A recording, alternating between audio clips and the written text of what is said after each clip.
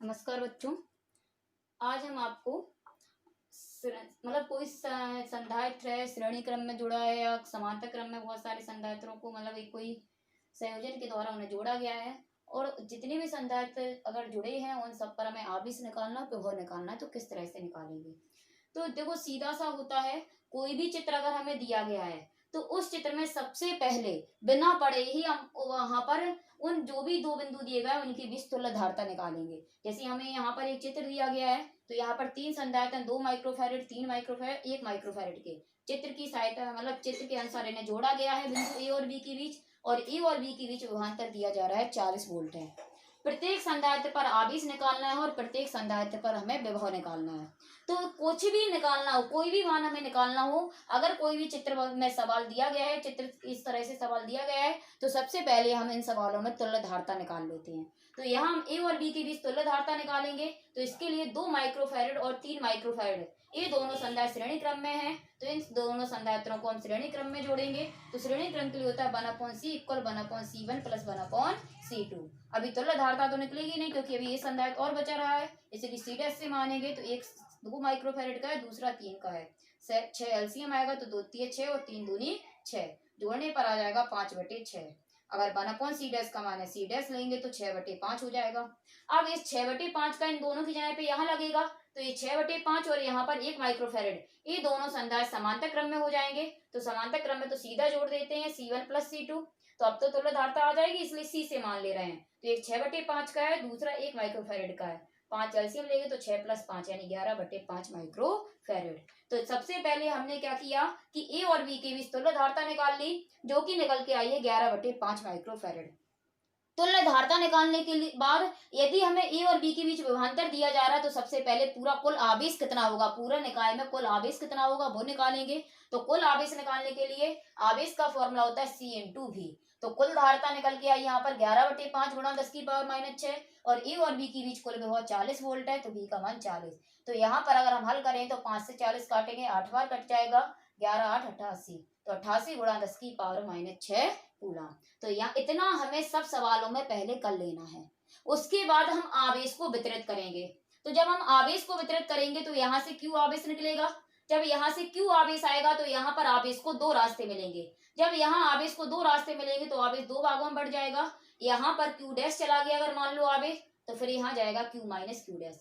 मान लो यहाँ से 10 कूलम आवेश आ रहा है, अगर यहाँ से 10 कूलम आवेश आ रहा है तो यहाँ आवेश को दो रास्ते मिलेंगे, तो यहाँ पे आवेश बढ़ जाएगा। अगर मान लो यहाँ पर 8 कूलम आवेश चला जाए तो 10 में से 8 जब यहाँ चला गया तो फिर यहाँ 2 कूलम जाएगा, जो भी शेष बचेगा फिर यहाँ चला जाएगा।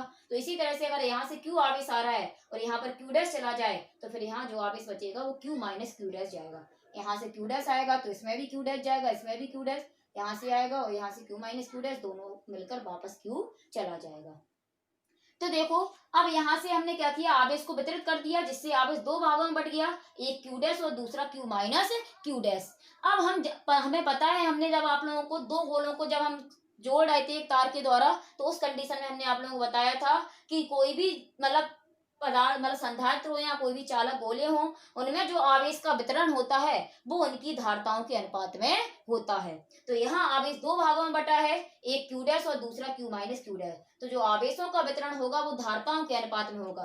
तो हम यहाँ देख रहे हैं क्यू डैश आवेश इन दोनों संधारित्रों में जा रहा है और इन दोनों की जो कुल धारता होगी वो 6/5 है। यहाँ पर मैं जोड़ी है, तो क्यू डैश आवेश के लिए धारता 6/5 है, जबकि क्यू माइनस क्यू डैश केवल इसी संधारित्र में जा रहा है, उसकी धारता 1 है। तो जैसा आवेश वितरित हो, जिन जिन संधारित्रों में जाएगा उनकी तुल्य धारताएं रख देंगे। तो यहाँ दो भागों में आवेश बटा है, एक क्यू डैश दूसरा Q minus Q dash. Q dash आवेश इन दोनों संधारिताओं में जा रहा है जिसकी तुल्य धारता 6/5 है, जबकि क्यू माइनस क्यू डैश केवल एक संधारित्र में जा रहा है जिसकी धारता 1 है। यहाँ से एक का तो कोई मतलब नहीं है, तो Q dash upon Q minus Q dash बराबर 6/5। क्रॉस मल्टीपल करेंगे तो 5 का क्यू डैश में हो जाएगा तो 5 क्यू डैश, और 6 का इसमें हो जाएगा तो 6 Q minus 6 Q dash. Q dash इस तरफ ले आएंगे तो 6 और 5 11 क्यू डैश बराबर 6 क्यू। क्यू डैश की वैल्यू अगर निकालें तो क्यू डैश की वैल्यू निकालने के लिए 11 बटे में आ जाएंगे, यानी 6 क्यू बटे 11। तो 6 क्यू की जगह क्यू की वैल्यू रख दी 88 गुणा 10⁻⁻6 बटे में 11। 11 का जब 88 में भाग दे देंगे तो 8 बार जाएगा, तो 8 6 48। तो यहाँ से जो क्यू डैश है उसकी वैल्यू निकल के आती है 48 गुणा 10⁻⁻6 कूलम। तो क्यू डैश की वैल्यू निकल आई। इसके बाद अब हम सभी संधारित्रों पर आवेश निकालेंगे। तो हम देखते हैं 2 माइक्रोफैरेड और 3 माइक्रोफैरेड, इन दोनों ही संधारित्रों पर आवेश क्यू डैश है। तो 2 माइक्रोफैरेड तथा 3 माइक्रोफैरेड पर आवेश क्यू डैश है और जिसकी वैल्यू है 48 गुणा 10⁻⁻6 कूलम। इसके बाद 1 माइक्रोफैरेड संधारित्र पर आवेश देखें तो इस पर आवेश है क्यू माइनस क्यू डैश। तो 1 माइक्रोफैरेड पर आवेश क्यू माइनस क्यू डैश, तो क्यू की वैल्यू रख देंगे 88 गुणा 10⁻⁻6 माइनस क्यू डैश की वैल्यू 48 गुणा 10⁻⁻6, हटा देंगे तो आ जाएगा 40 गुणा 10⁻⁻6 कूलम। तो इस तरह से हमने सभी संधारित्रों पर आवेश निकाल दिया। अब अगर मान लो सभी संधारित्रों पर विभव निकालना हो तो सबसे पहले हम निकालेंगे 2 माइक्रोफैरेड संधारित्र पर विभव। तो विभव का हमने फॉर्मूला पढ़ा है Q/C। विभव हमें जिस संधारित्र पर निकालना है उस संधारित्र पर जो भी आवेश होगा उस आवेश का मान रखेंगे। तो 2 माइक्रोफैरेड संधारित्र पर आवेश क्यू डैश है तो यहाँ क्यू डैश का मान रखेंगे जिसकी वैल्यू है 48 गुणा 10⁻⁻6 बटे में सी होती है धारता, और धारता उसी संधारित्र की रखते हैं जिस पर विभव निकालते हैं। यहाँ विभव हम 2 माइक्रोफैरेड पर निकालना है तो जिसकी धारता है 2 माइक्रोफैरेड, माइक्रोफैरेड में तो फैरेड में बदल देंगे तो सॉल्व करने पर आ जाएगा 24 वोल्ट।